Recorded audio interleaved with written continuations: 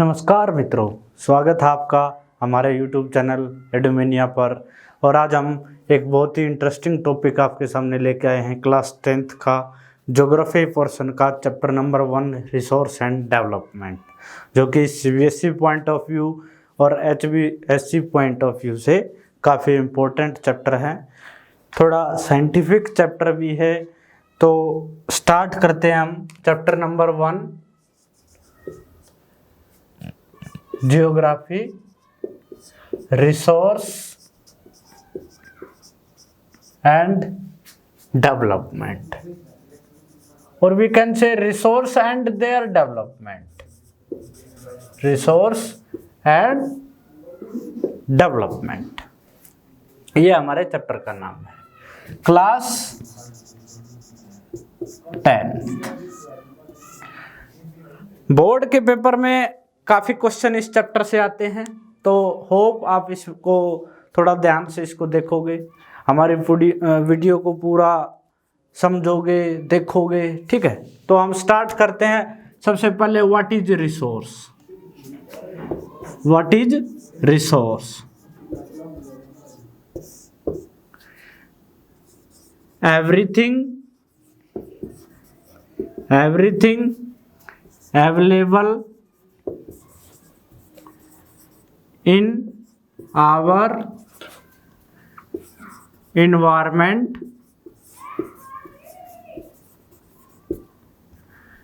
everything available in our environment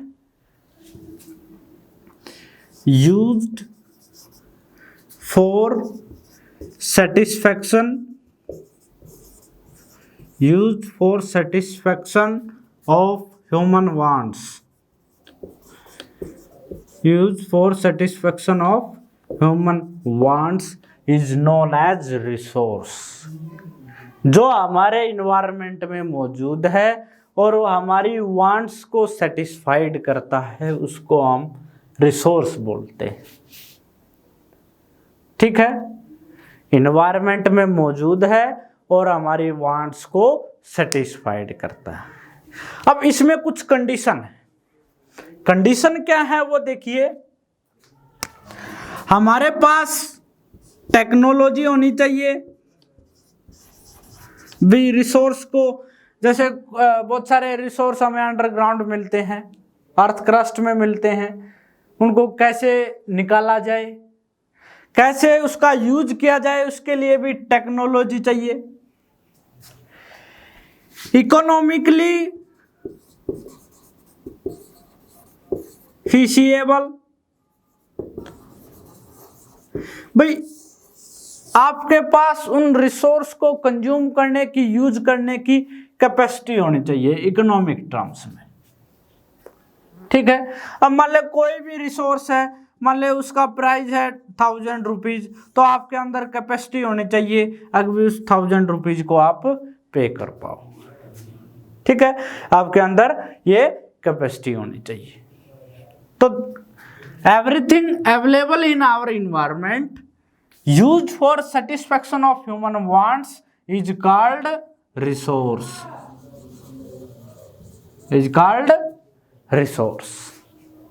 ठीक है, technology हमारे पास होनी चाहिए और इकोनॉमिकली फीसिएबल होना चाहिए। क्लियर है यहां तक? अब जो मेन टॉपिक इसमें आता है भाई types of resource. Main topic है हमारा types of resource.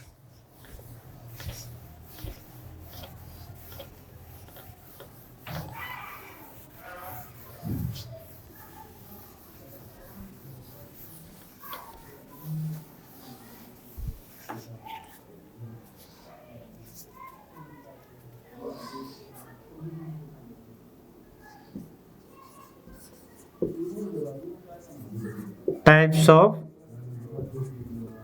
Resource most important topic है इस चैप्टर में। सबसे पहले on the basis of origin on the basis of origin. Second, on the basis of exhaustibility, खत्म होने के बेस पे, on the basis of exhaustibility.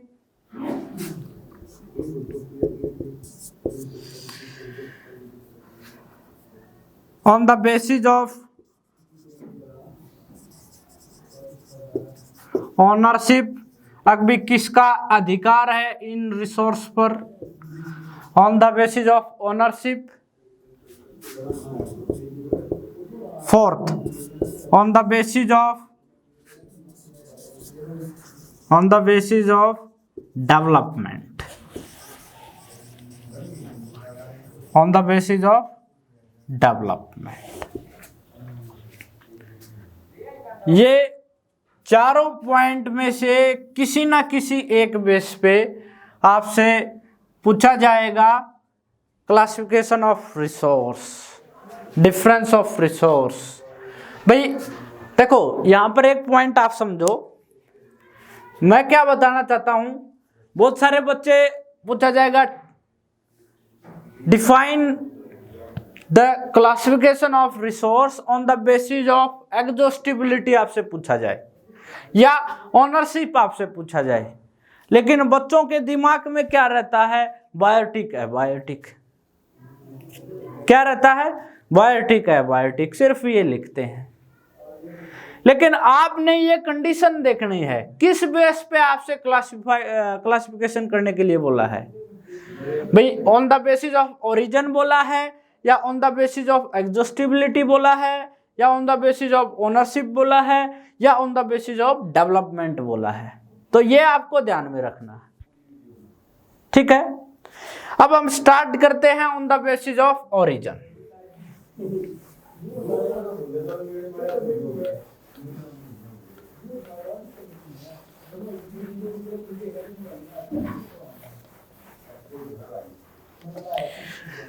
On the basis of origin, तो इसमें हम टू टाइप में इसको डिवाइड करेंगे, बायोटिक और एबायोटिक. बायोटिक और एबायोटिक टू टाइप्स में. बहुत सारे बच्चे आपसे किसी भी तरीके का क्लासिफिकेशन पूछा जाओ रिसोर्स से बेस पे, सिर्फ ये दो पॉइंट लिखते हैं, बायोटिक एबायोटिक. लेकिन आपको ध्यान में क्या रखना है, किस बेस पे आपसे पूछा है. तो अगर आपसे ओरिजिन के बेस पे पूछा हो तो क्या आंसर आएगा, बायोटिक और एबायोटिक. बायोटिक में हम शामिल करेंगे लिविंग थिंग्स,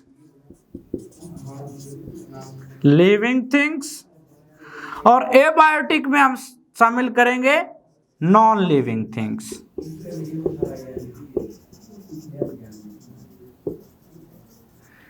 बायोटिक में लिविंग थिंग्स और एबायोटिक में नॉन लिविंग थिंग्स. क्लियर है. एग्जाम्पल हम दें तो ह्यूमन बींग्स, फिशरीज, अच्छा, और animals etcetera. These are living things. Abiotic में क्या आएगा, नॉन लिविंग थिंग्स, जिसमें rock, metal etcetera. These are the main difference between biotic and abiotic resources. Biotic में लिविंग थिंग्स और एबायोटिक में नॉन लिविंग थिंग्स हम इसमें शामिल करेंगे, ठीक है. जिसमें rock, metals non living things में, और लिविंग थिंग्स में human being, fisheries, animals etcetera. Clear है यहां तक. ये सिंपल है on the basis of origin. Next हमारी कैटेगरी है, सेकंड पॉइंट हमारा है on the basis of exhaustibility.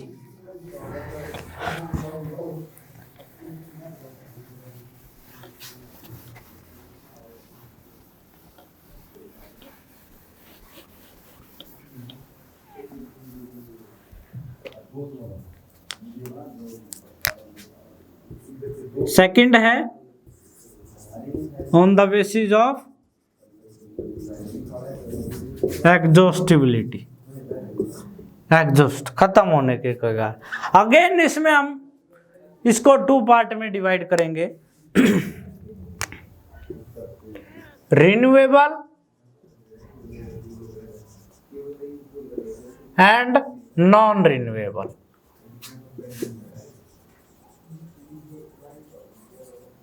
Renewable and non renewable. अब इसमें आप देखो भी रिन्यूएबल यानी कि जिसको हम रीन्यू कर सकें या रीयूज कर सकें, बार बार यूज कर सकें, रीन्यू कर सकें या उसको हम रीयूज कर सकें, रिन्यूएबल। नॉन रिन्यूएबल क्या होगा? नॉन रिन्यूएबल जिसको हम रीयूज नहीं कर पाए, रीयूज उसको हम नहीं कर पाएंगे।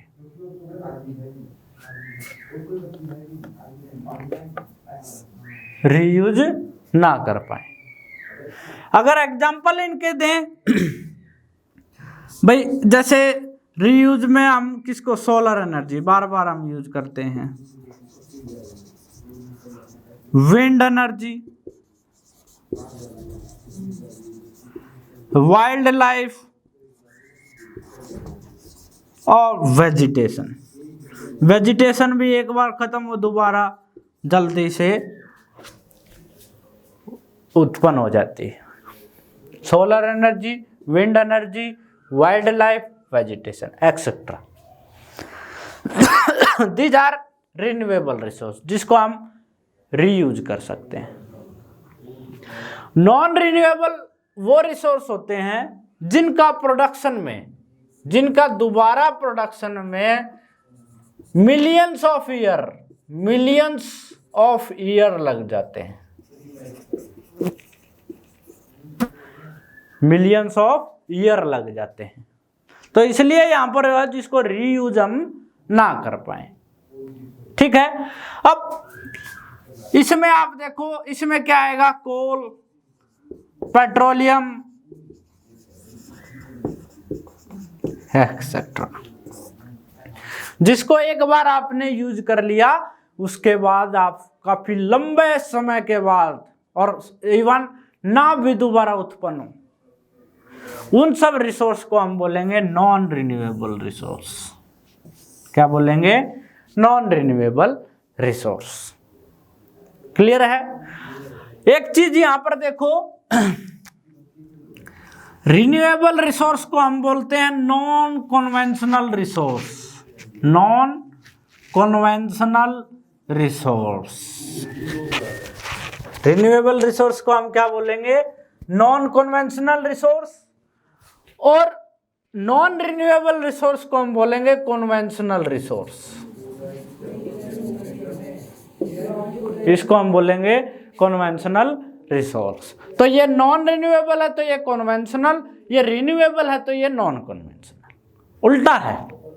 ठीक है, तो ये था on the basis of exhaustibility. ये बार बार यूज करते जाएंगे हम, ये एक बार यूज करने के बाद खत्म हो जाएंगे।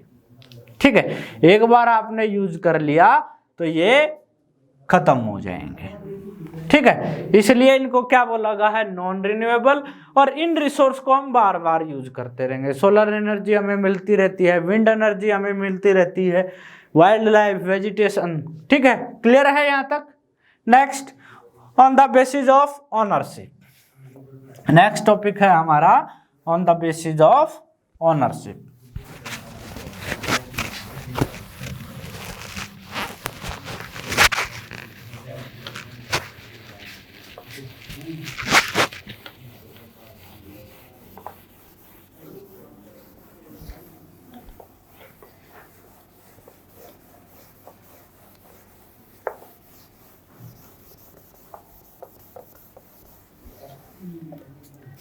Third one, on the basis of ownership। अधिकार किसका है इन पर? ऑनरशिप अधिकार किसका है। इसको हम 4 कैटेगरी में डिवाइड करेंगे। इसको हम 4 कैटेगरी में डिवाइड करेंगे। फर्स्ट, इंडिविजुअल रिसोर्स,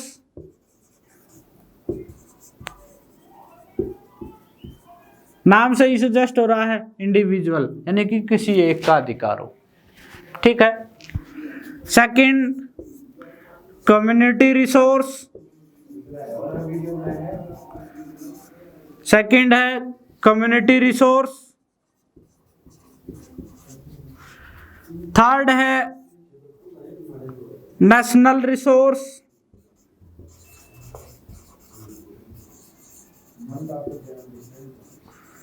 और फोर्थ है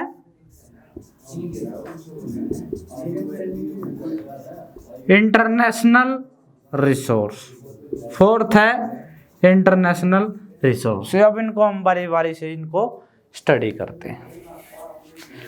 national, individual resource, community resource, national resource and international resource. आपको इनके नाम से ही सजेस्ट हो रहा होगा। कैसे, अब देखते हैं। एग्जाम्पल के साथ हम इनको रीड करेंगे।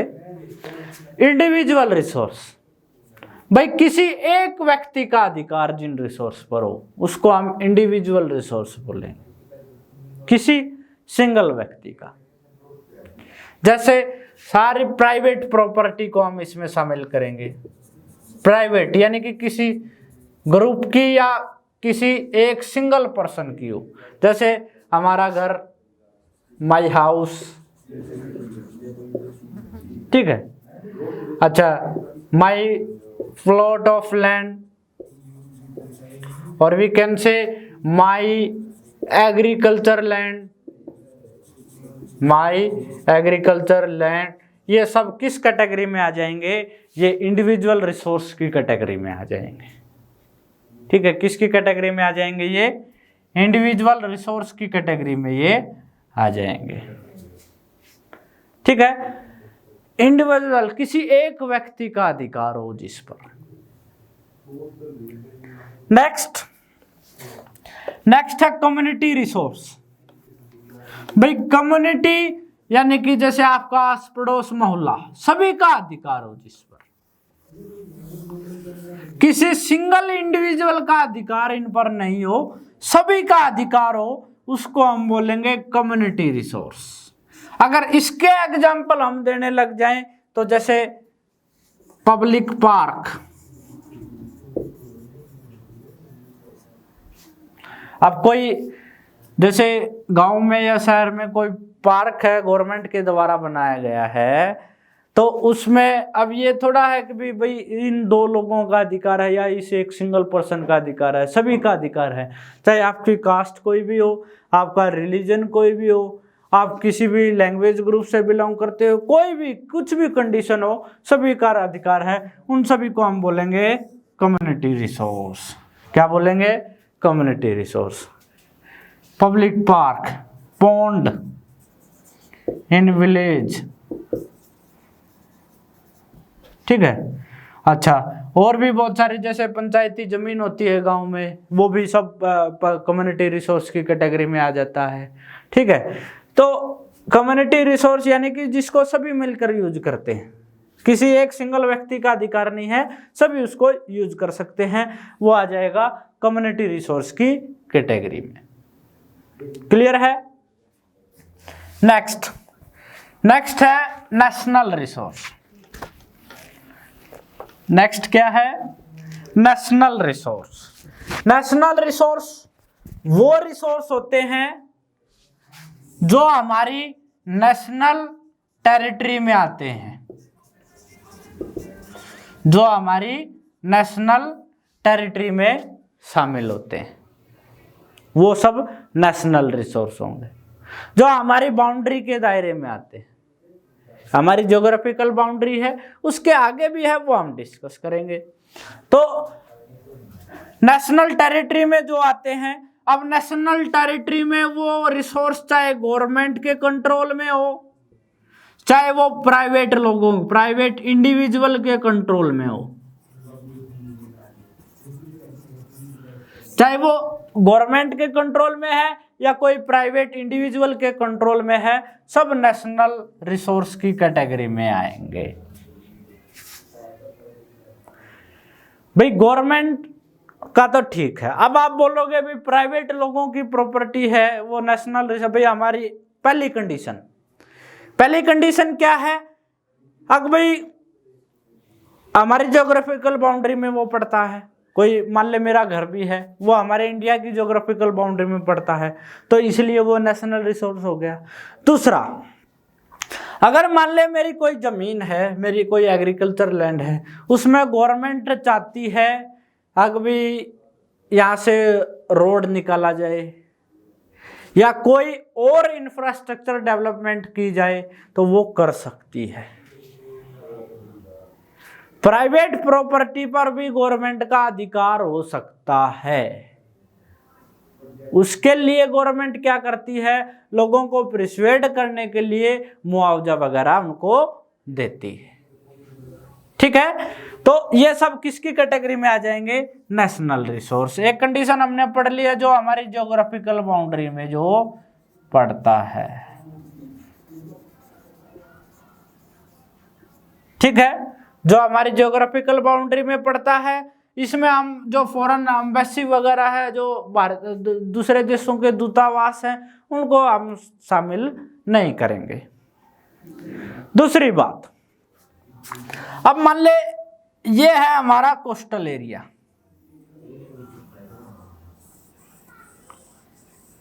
ये हमारा कोस्टल एरिया।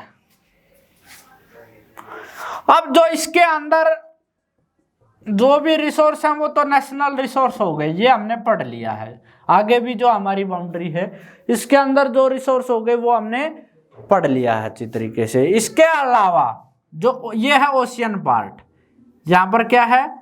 ओशियन पार्ट है ये। भाई ये 3 साइड से वाटर से सराउंडेड है, तो ये ओशियन पार्ट है। तो इसमें आप देखो, अब भी जो एरिया यहाँ से 12 नॉटिकल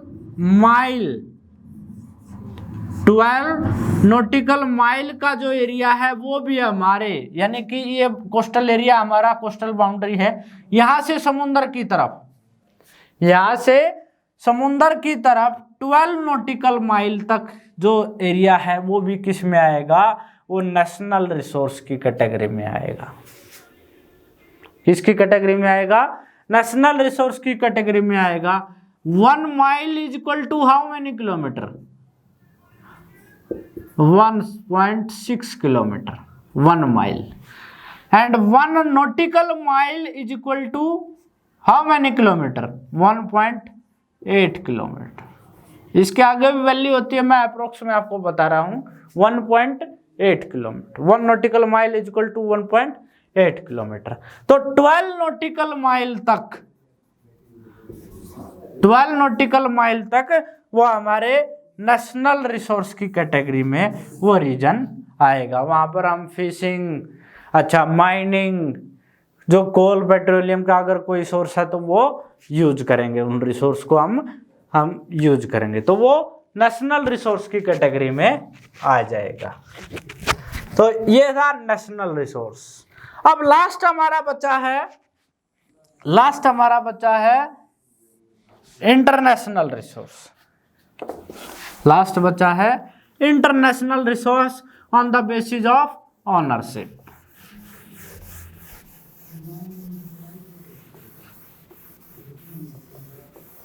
अब नाम से इसके सजेस्ट हो रहा है इंटरनेशनल रिसोर्स, यानी कि किसी भी इंडिविजुअल कंट्री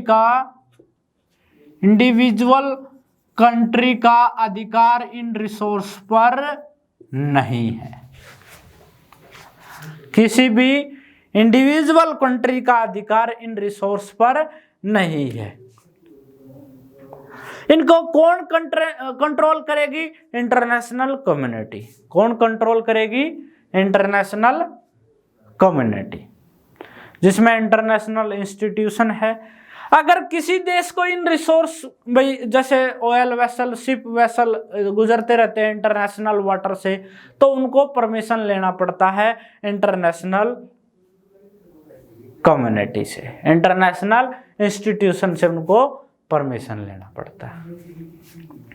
अब होते कौन से इंटरनेशनल रिसोर्स किस कैटेगरी में आएंगे? अब जैसे मान ले ये हमारा कोस्टल एरिया है, यहां से 200 किलोमीटर, तकरीबन 200 किलोमीटर के बाद इंटरनेशनल एरिया स्टार्ट हो जाता है। यहां से ऐसे में इधर यहां से 200 किलोमीटर के बाद international area start, international water start हो जाते हैं। दीज आर इंटरनेशनल रिसोर्स, ठीक है, जिनको यूज करने के लिए परमिशन लेना पड़ेगा इंटरनेशनल कम्युनिटी की, ठीक है। तो these are the categorisation of resource on the basis of ownership, individual resource, community resource, national resource and last one है इंटरनेशनल रिसोर्स। यहां तक क्लियर है? क्लियर है यहां तक? नेक्स्ट हम देखते हैं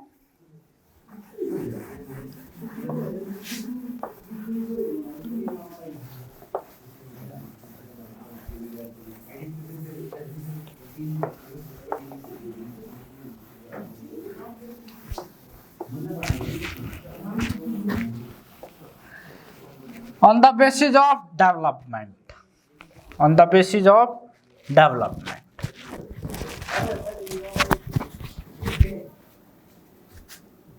फोर्थ पार्ट है on the basis of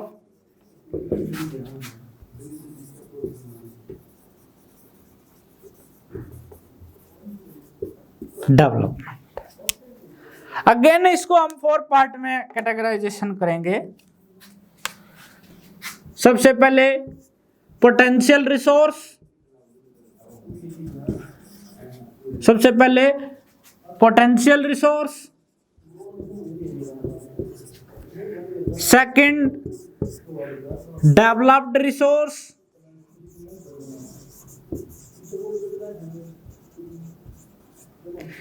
third stock, fourth reserve, fourth reserve. तो on the basis of development में भी हम कैटेगराइजेशन करेंगे 4 पार्ट में, potential, developed, stock and reserve. तो सबसे पहले हम देखते हैं पोटेंशियल रिसोर्स।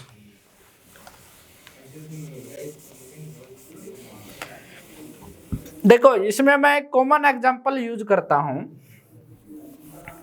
भाई आपके परिवार वाले, आपके टीचर, आपके पेरेंट्स सब ये बोलते होंगे कि आप में पोटेंशियल है, अभी आप इतने मार्क्स ले सकते हो, भाई आप वो काम कर सकते हो। इसी तरीके से हम उसी कॉन्सेप्ट को हम यूज करेंगे पोटेंशियल रिसोर्स में। कैसे? पोटेंशियल रिसोर्स वो रिसोर्स होते हैं जो हमारे पास अवेलेबल हैं, वो हमारे पास अवेलेबल हैं, हमारी नीड्स और हमारी सेटिस्फैक्शन को कंप्लीट कर सकते हैं, हमारी नीड्स और हमारी सेटिस्फैक्शन को वो कंप्लीट कर सकते हैं। लेकिन हम उन रिसोर्स का यूज नहीं कर रहे, हम उन रिसोर्स का यूज नहीं कर रहे, तो उन रिसोर्स को हम क्या बोलेंगे?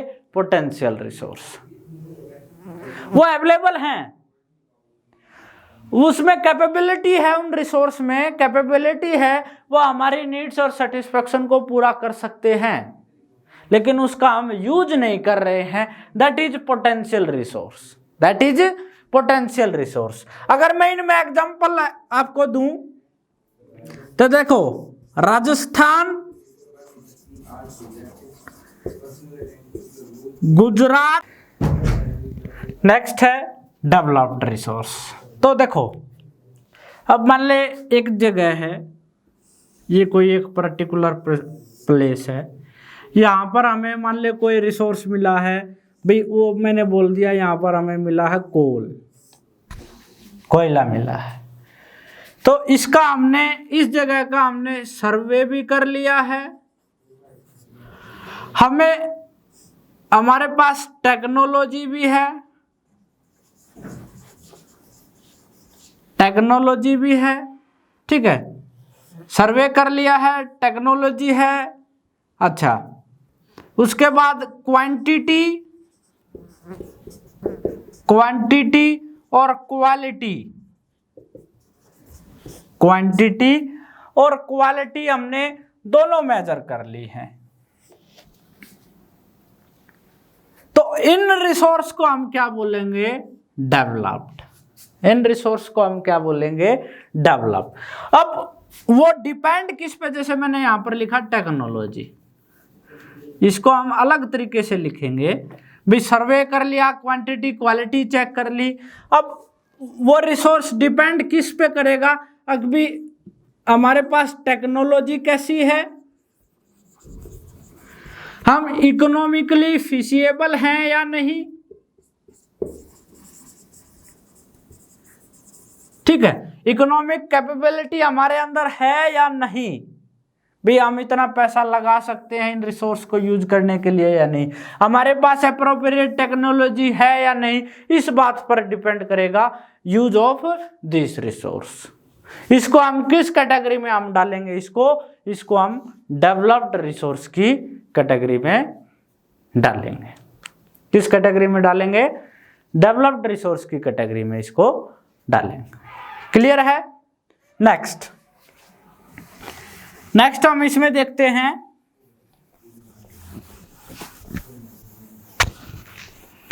नेक्स्ट है पार्ट है हमारा स्टॉक।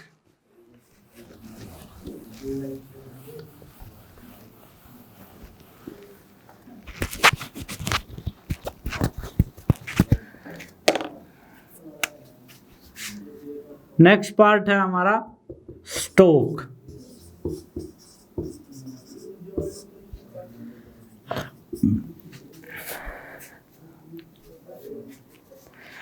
भाई हमें पता है कि हमारे पास ये रिसोर्स मौजूद है,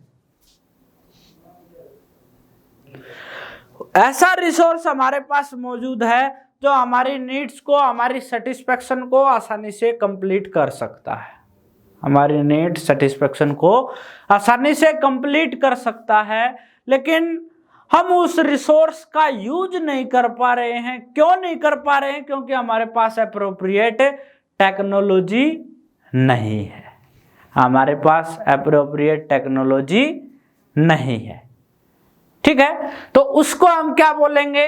स्टॉक। क्या है कि भी हमारे पास रिसोर्स मौजूद है, यह हमारी नीड्स और सेटिस्फेक्शन को कंप्लीट भी कर सकता है, अच्छे तरीके से हमारी नीड सेटिस्फेक्शन को कंप्लीट कर सकता है, लेकिन इसका यूज हम नहीं कर पा रहे हैं। क्यों नहीं कर पा रहे हैं? क्योंकि हमारे पास टेक्नोलॉजी, एप्रोप्रिएट टेक्नोलॉजी नहीं है, उसको हम स्टॉक बोलेंगे। हमारे पास एप्रोप्रिएट टेक्नोलॉजी नहीं है, उसको हम क्या बोलेंगे? स्टॉक बोलेंगे। इसका एग्जाम्पल की अगर मैं बात करूं आपसे, तो इसका एग्जाम्पल है hydrogen as a fuel. Hydrogen as a fuel कैसे? भाई H2O क्या है? वाटर। इसमें हाइड्रोजन मॉलिक्यूल मौजूद है। हमारी अर्थ पे वाटर ज्यादा है as compare to land part, तो हाइड्रोजन मौजूद है। आपको यह भी पता है कि हाइड्रोजन मोस्ट एक्सप्लोजिव गैस है, तो उसको हम फ्यूल में यूज कर सकते हैं। हमारे पास रिसोर्स है और फ्यूल में यूज करेंगे। जब हाइड्रोजन बर्न होगा तो देखो, जब कोल पेट्रोलियम बर्न होते हैं तो धुआं निकलता है, पोल्यूशन क्रिएट होता है, लेकिन जब हाइड्रोजन बर्न होगा तो हाइड्रोजन H2O की फॉर्म में बाहर निकलेगा। तो देखो कितना अच्छा है, अब भी हाइड्रोजन एनर्जी भी ज्यादा देगा और पोल्यूशन भी नहीं होगा। हाइड्रोजन बर्न होगा तो H2O यानी कि वाटर की फॉर्म में वो बाहर निकलेगा, वाटर की फॉर्म में वो बाहर निकलेगा। तो एक चीज यहां पर देखो कि भी ये हमारी नीड सेटिस्फेक्शन को कंप्लीट कर सकता है, लेकिन हमारे पास कोई ऐसी टेक्नोलॉजी नहीं है जैसे हाइड्रोजन को हम फ्यूल टैंक में स्टोर कर सकें। हमारे पास कोई ऐसी टेक्नोलॉजी नहीं है कि हम हाइड्रोजन को फ्यूल टैंक में स्टोर कर सकें और इसका यूज एज ए फ्यूल हम कर सकें। क्लियर है? तो ये किस कैटेगरी में आएगा? स्टोक की। ठीक है,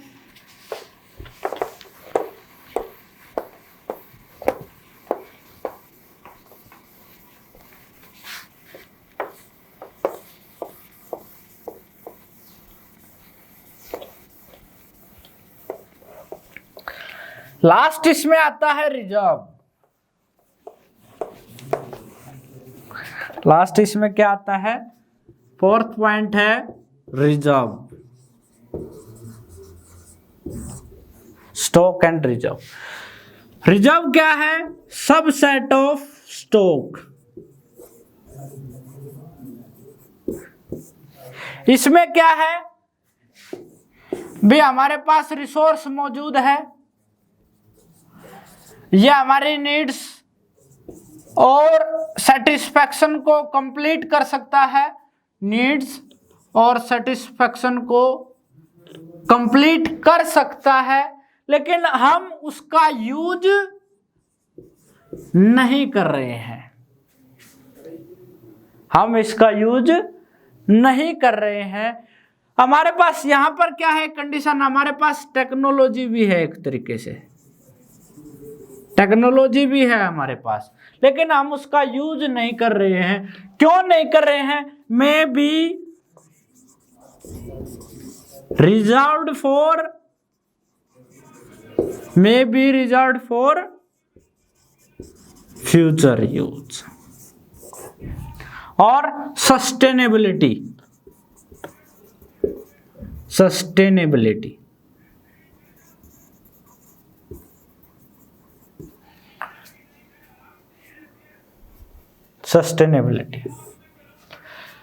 तो ये है रिजर्व। अब आपको ये चारों पोर्शन आपको समझ में आया होगा। On the basis of origin हमने पढ़ा बायोटिक है, biotic. On the basis of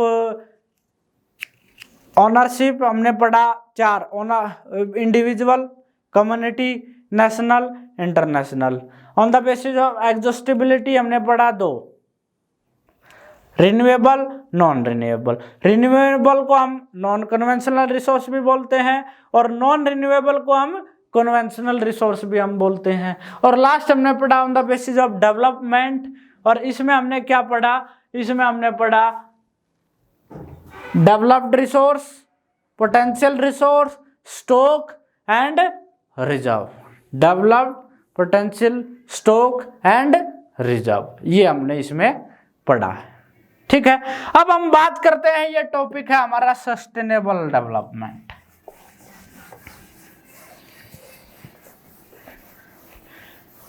अब हमारा जो इस टॉपिक में इंपॉर्टेंट है ये सस्टेनेबल डेवलपमेंट से अब सीबीएसई कुछ लॉजिकल क्वेश्चन आपसे पूछने लगी है, लॉजिकल नॉलेज आपसे जानने लगी है। तो हमने पहले आपको बताना चाहिए अभी सस्टेनेबल डेवलपमेंट क्या होता है।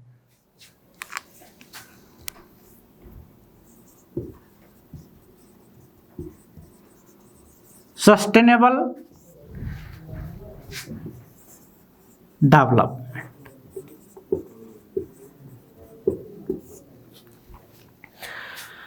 यह क्वेश्चन बहुत बार आया हुआ है रिसेंट में। सस्टेनेबल डेवलपमेंट हिंदी में इसको बोला जाएगा सतत पोषणीय, हिंदी में इसको बोला जाएगा सतत पोषणीय विकास। इसमें एक चीज आप देखो,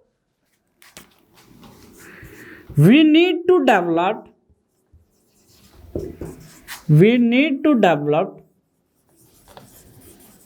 but विदाउट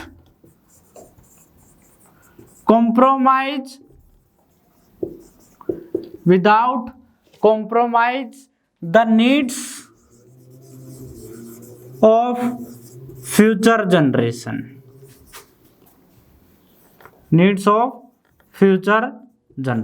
हमें डेवलपमेंट तो करनी है क्योंकि पॉपुलेशन हमारा डे बाय डे बढ़ रहा है। पॉपुलेशन ना भी बढ़ रहा हो फिर भी हमने डेवलपमेंट तो करनी है, प्रोग्रेस करनी है, लेकिन प्रोग्रेस इस तरीके से करनी है कि भी फ्यूचर नीड्स है उनके साथ कॉम्प्रोमाइज ना किया जाए। इसका मतलब क्या हुआ, हमें रिसोर्स का यूज इस तरीके से करना है भी वो हमारी नीड्स को भी कंप्लीट करे और फ्यूचर जनरेशन की नीड्स को भी कंप्लीट करें। अब इसके लिए क्या होगा, सस्टेनेबल डेवलपमेंट में क्या कॉन्सेप्ट आएगा, इसमें कॉन्सेप्ट आएगा जैसे आपने पेड़ काट दिए, एक बड़ा पेड़ आपने काट दिया तो आपकी रिस्पॉन्सिबिलिटी क्या बनेगी, अगर एक छोटा पेड़ उसकी जगह लगाया जाए, एक पौधा लगाया जाए ताकि वो फ्यूचर रिक्वायरमेंट को, जो फ्यूचर जनरेशन की रिक्वायरमेंट है उसको कंप्लीट करे।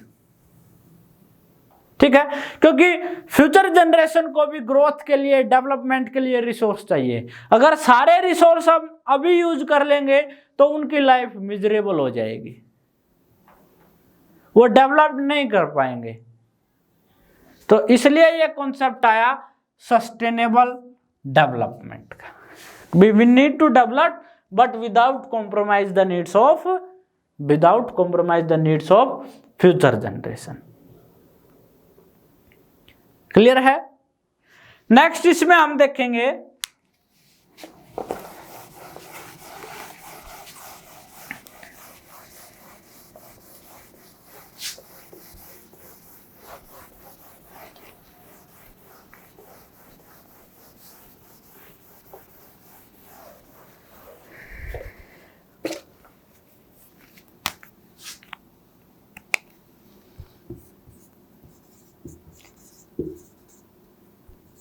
एजेंडा 21। एजेंडा 21 ये टॉपिक क्या है, ये किससे रिलेटेड है? एजेंडा 21 रिलेटेड है किससे? इन्वायरमेंट प्रोटेक्शन के लिए। किससे रिलेटेड है ये? इन्वायरमेंट प्रोटेक्शन के लिए, क्योंकि पॉल्यूशन ज्यादा हो रहा है, रिसोर्स का हम धड़ल्ले से यूज कर रहे हैं, बहुत ज्यादा मात्रा में यूज कर रहे हैं। फ्यूचर जनरेशन के लिए भी हमें रिक्वायरमेंट को फुल करना, उसके लिए भी हमें सोचना पड़ेगा। तो एजेंडा 21 बेसिकली किसके लिए है? इन्वायरमेंट प्रोटेक्शन के लिए। और जो टॉपिक हमने अभी पढ़ा सस्टेनेबल डेवलपमेंट का, वो टॉपिक कहाँ से आया है? वो एजेंडा 21 से ही आया है। कहाँ से आया है? एजेंडा 21 से ही आया है। अब ये एजेंडा 21 कब आया? ये आया फर्स्ट अर्थ समिट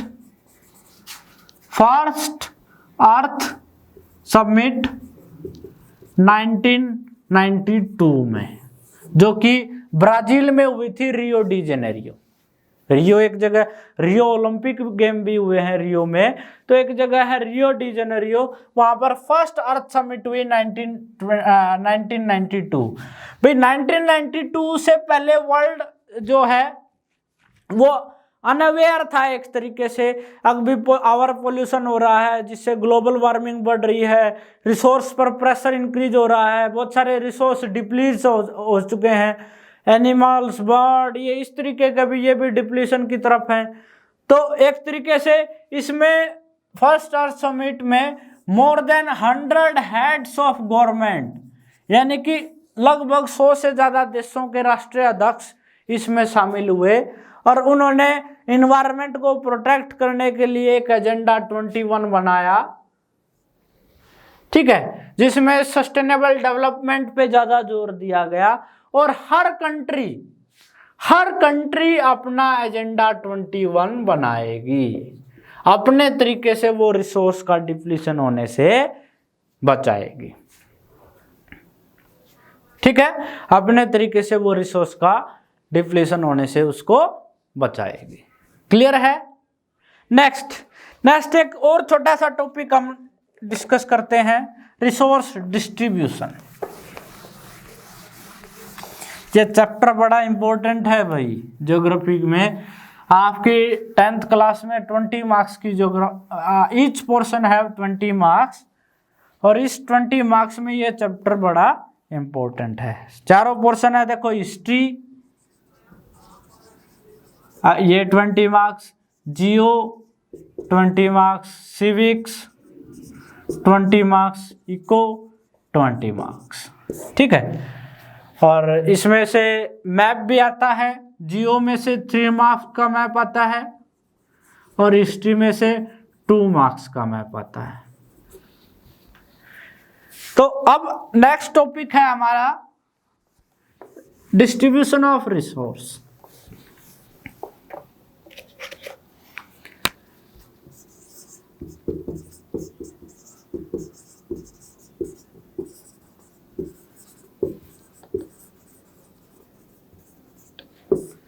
तो किस तरीके का डिस्ट्रीब्यूशन होना चाहिए? सबसे मेन एक देश की ग्रोथ और डेवलपमेंट के लिए सबसे मेन क्या पॉइंट है? Equal distribution of resource. क्या होना चाहिए? Equal distribution of resource. क्यों होना चाहिए? ताकि सभी इक्वली डेवलप्ड कर सकें, इक्वली ग्रो कर सकें। अब देखो, एक कंडीशन है, ये इंडिया में मोस्टली प्रिवेल में है। हमारी जो रिचेस्ट 10% पॉपुलेशन है, रिचेस्ट, उसके पास लगभग 90% रिसोर्स हैं। रिचेस्ट 10% जो पॉपुलेशन है उसके पास लगभग 90% रिसोर्स हैं। भाई होना क्या चाहिए? जो रिचेस्ट भाई 60-70% पॉपुलेशन हो, 90% उनके पास रिसोर्स हो, ये चल जाएगा। लेकिन ये देखो कितना गैप है। इससे क्या प्रॉब्लम आएगी? इससे प्रॉब्लम आएगी richer are getting richer, richer are getting richer and poor are getting poor.